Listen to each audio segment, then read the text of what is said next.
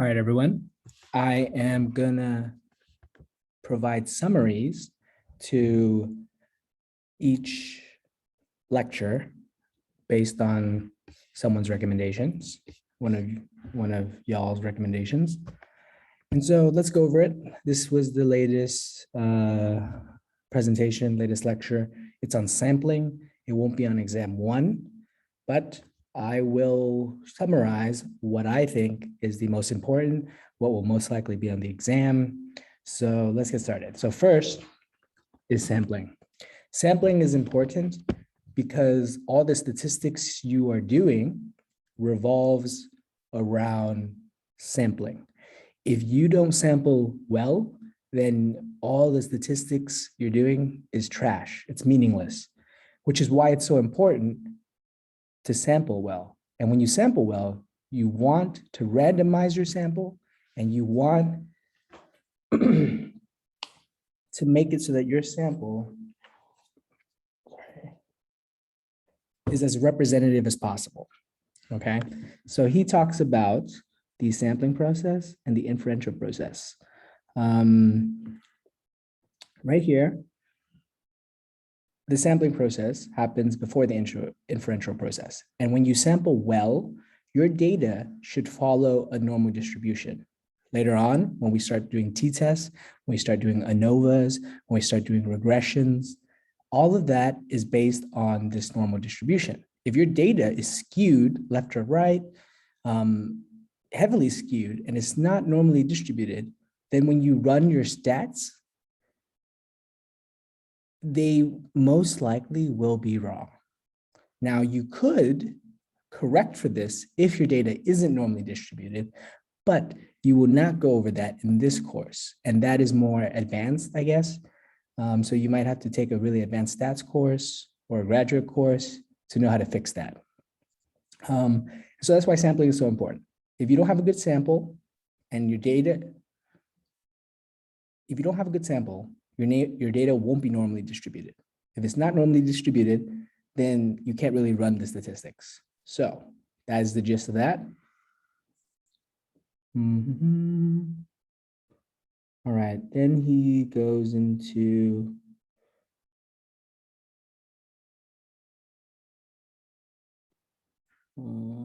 sorry. Let's see.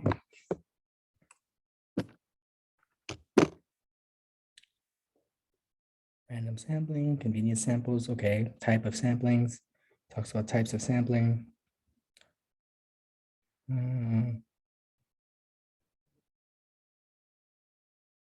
Okay. Random assignment. Like I said, an important part of sampling is randomization. If you don't have randomization, you will never conduct a true experiment, right? That's one of the requirements of conducting a true experiment, having randomization. That's just one though. The other is a control group. Okay, here, he talks about with and without replacement. There are many slides on it, but essentially it's just permutation and combinations. You might have come across permutations and combinations before. It most likely will be 1 or 2 questions on the test. I don't think, he's gonna spend a lot of time on this, but just know the difference between permutation and combination. If this example isn't clear, you can think of it in terms of ice cream, right? So instead of 3-letter codes from 5 letters, think about 3 ice cream flavors.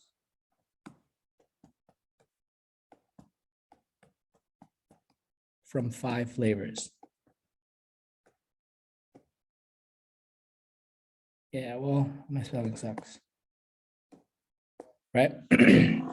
So one situation, the order matters. Imagine you have 3 kids, and for some reason, the oldest one has to get their ice cream first, the middle one has to get their ice cream second, the youngest one has to get their ice cream third, and they all do not want the same flavor for whatever reason, right?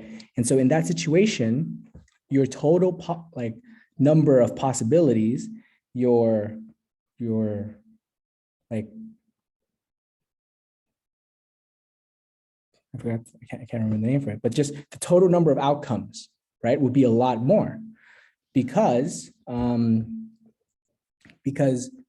every single order is unique, right? So this will be clear when I talk about combination, but in this situation where the order does matter, you just multiply it. So the first child has an option of 5 flavors, so 5. The second child has an option of 4 flavors because they can't repeat. They can't have the same flavor. So you just multiply 5 times 4. The third child only has 3 flavors to choose from now. So 5 times 4 times 3 gives you 60 samples, 60 possible outcomes, right?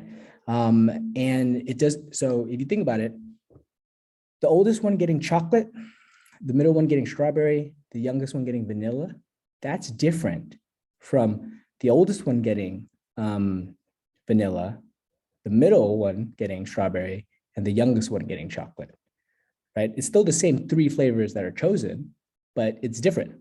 It's different because it matters to the child, like who got what and when they got it, right? So in combination, they don't care. All 3 child could come in and really get any flavor that they want. And they don't care about the order. The only thing here is though, they still care about having different flavors.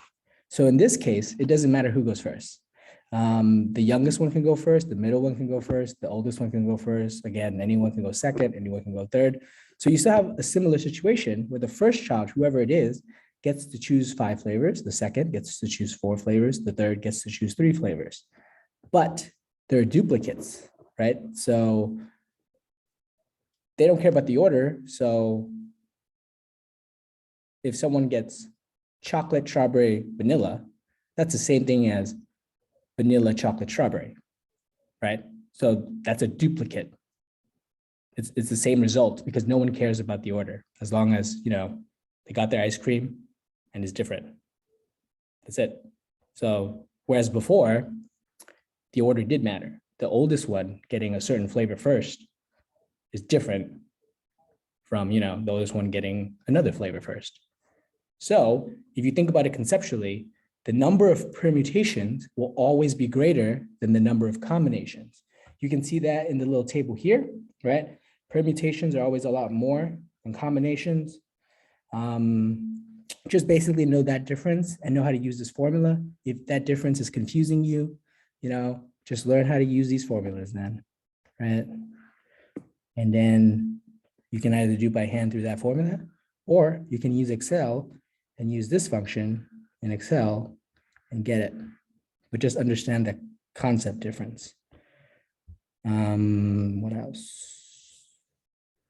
Random sampling talks about, okay, so the rest of the PowerPoint is about creating randomization on an app, randomization on Excel.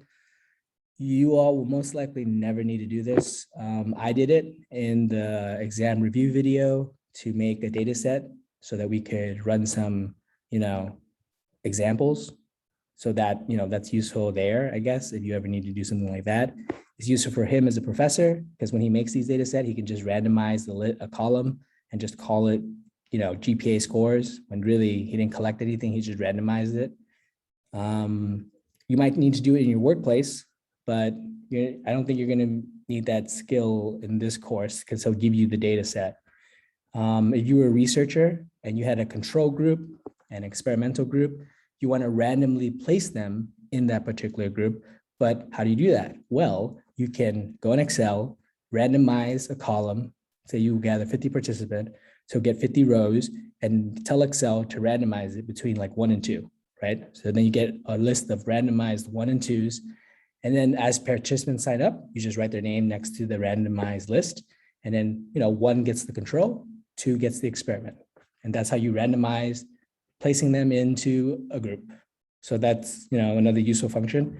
But all these slides, the last 8 slides, just is that, how to randomize on Excel. So that's the little quick summary there. All right, that's it. Email me or come to my office hours if you have any questions.